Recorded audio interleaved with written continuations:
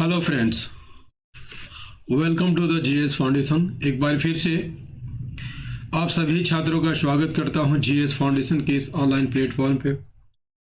और दोस्तों, सबसे पहले तो मेरा आपसे रिक्वेस्ट रहेगा कि फटाफट से आप इस सेशन को अपने दोस्तों के साथ, रिश्तेदारों के साथ, जितने भी जेटेट के एस्पिरेंट हैं उन सभी के साथ इसे ज़रूर शेयर कर दीजिएगा। और आज के सेशन में हम लोग करने वाले हैं झारखंड जीके में ताना भगत आंदोलन, है ना। ताना भगत आंदोलन का ये सीरीज 1 है दोस्तों। इससे पहले जेटेट के लिए सिलेबस वाइज काफ़ी वीडियो मैंने अपलोड कर दिया है। यदि आपने उन वीडियो को नहीं देखा है तो आप मेरे प्लेलिस्ट में जाकर देख सकते हैं।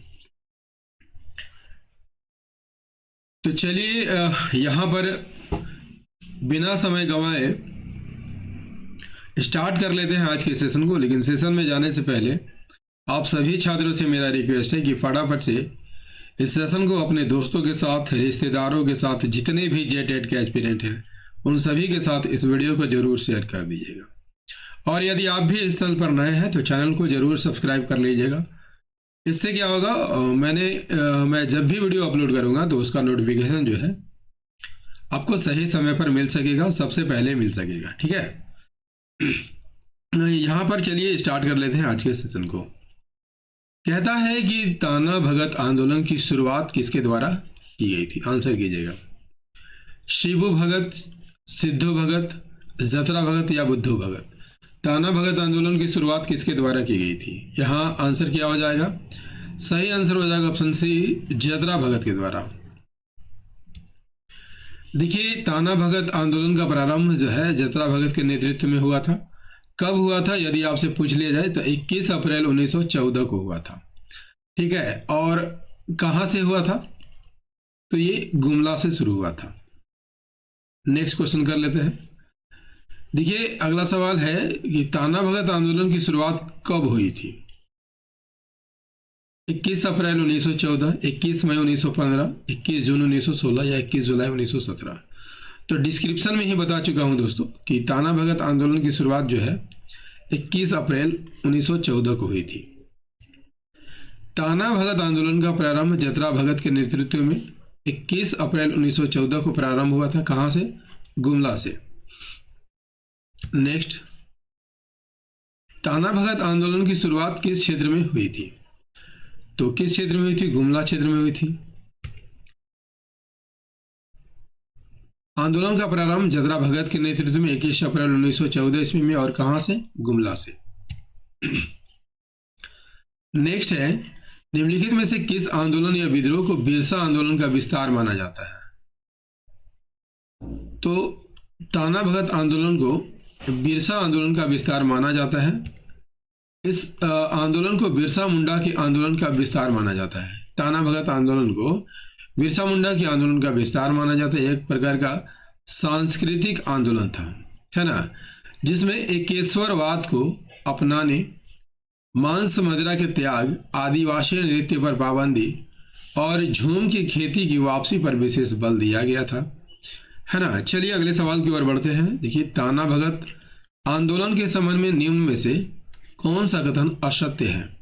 देखिए, यहाँ पर असत्य कथन को आपको छांटना है, ठीक है।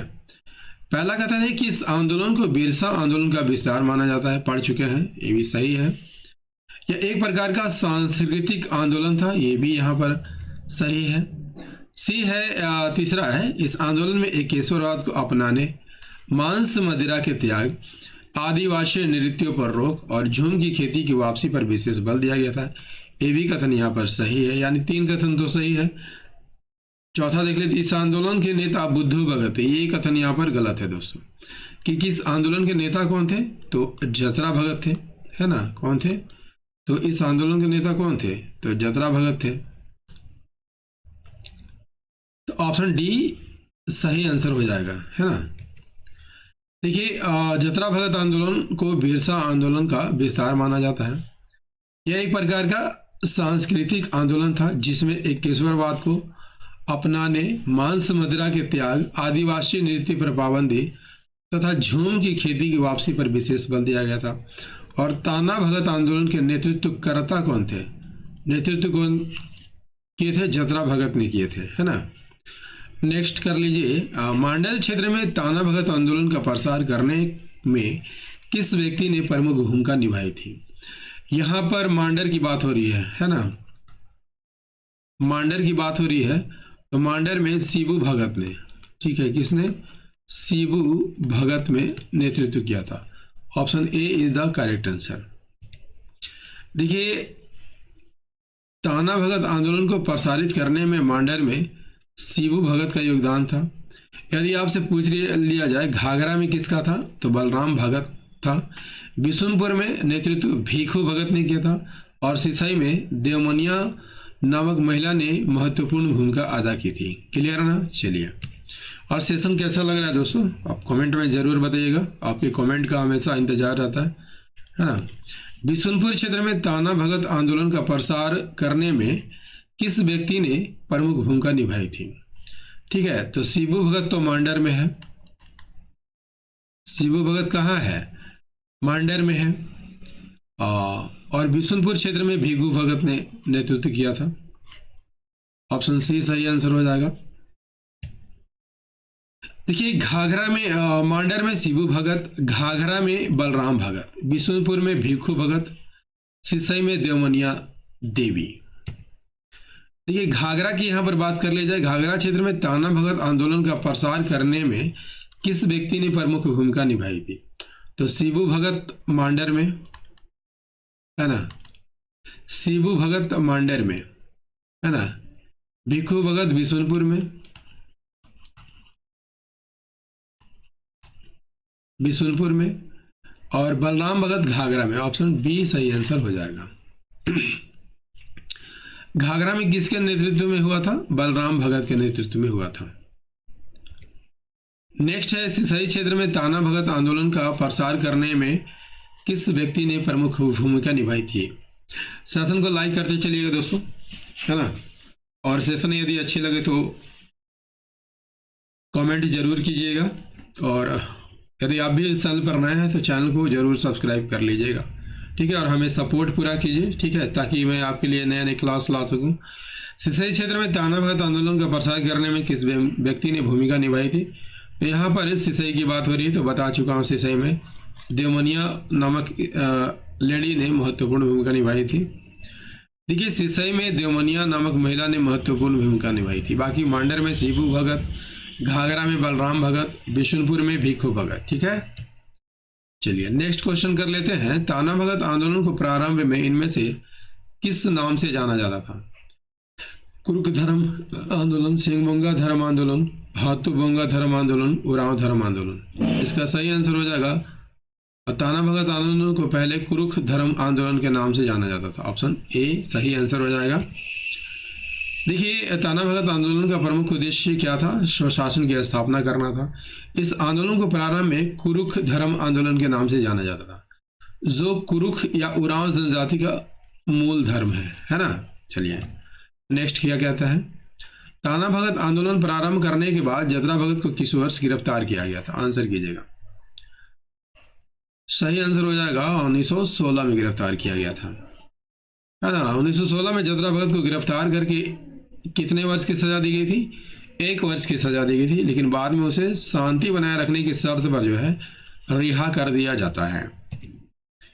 देखिए, जतरा भगत को 1916 में गिरफ्तार करने के बाद कितने समय की सजा दी गई है? तो अभी बता चुका हूं दोस्तों, 1 वर्ष की सजा दी गई है। ऑप्शन बी सही आंसर हो जाएगा।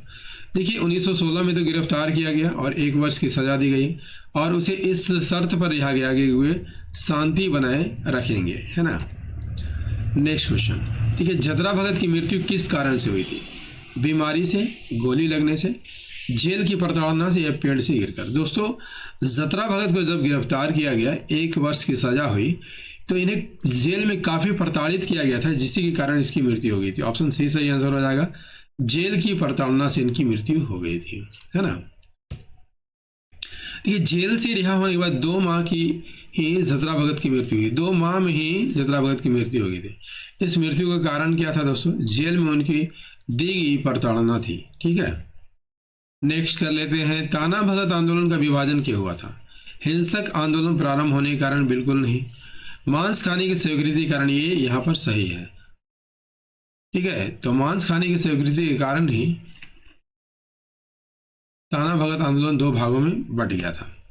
देखिए, मांडर में ताना भगत का नेतृत्व कौन कर रहे थे? तो शिबू भगत कर रहे थे, और इन्हीं के द्वारा ताना भगतों को मांस खाने की स्वीकृति दी गई थी, और इसी के परिणाम स्वरूप जो है ताना भगत दो भागों में यहाँ पर विभक्त हो गया था। देखिए, एक तरफ तो मांस खाने वाले थे और दूसरी तरफ शाकाहारी वर्ग थे। मांस खाने वाले को जुलाहा भगत कहा जाता था और शाकाहारी वर्ग को अरुआ भगत कहा जाता था, क्योंकि ये अरुआ चावल खाते थे। ठीक है ना। चलिए अगला सवाल कर लीजिए, ताना भगत आंदोलन का स्वरूप कैसा था? हिंसक, आक्रामक, अहिंसक, इनमें से कोई नहीं। देखिए, ताना भगत जो थे दो लोग थे दोस्तों, ठीक है, काफी अहिंसक थे, अहिंसावादी थे, और ये महात्मा गांधी को फॉलो करते थे। किसको फॉलो करते थे?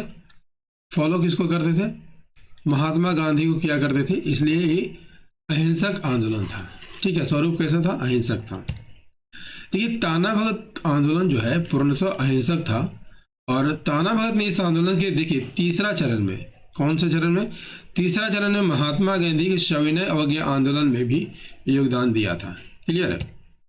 देखिए, झारखंड जीके का ताना भगत आंदोलन का ये सेशन जरूर अच्छा लगा होगा दोस्तों। सेशन कैसा लगा कमेंट करके जरूर बताइएगा, क्योंकि आपके कमेंट का हमेशा इंतजार रहता है दोस्तों। देखिए, आपके कमेंट जब आते हैं ना दोस्तों, तो मोटिवेशन थोड़ा सा बढ़ जाता है। ठीक है, इसलिए मैं बार बार कहता हूं कि आप वीडियो के एंड तक जरूर देखिए, और यदि अच्छी लगे तो कमेंट जरूर कीजिए, है ना।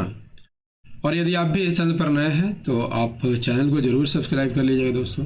चैनल को सब्सक्राइब करने से क्या होता है ना, नोटिफिकेशन आपके पास अपने आप चला जाता है, जिससे आप वीडियो को सही समय पर देख पाते हैं। ठीक है, तो आप चैनल को जरूर सब्सक्राइब कीजिए, और मिलते हैं अगले सेशन में ताना भगत आंदोलन के दूसरे वीडियो में। ठीक है, तब तक के लिए जय हिंद, धन्यवाद।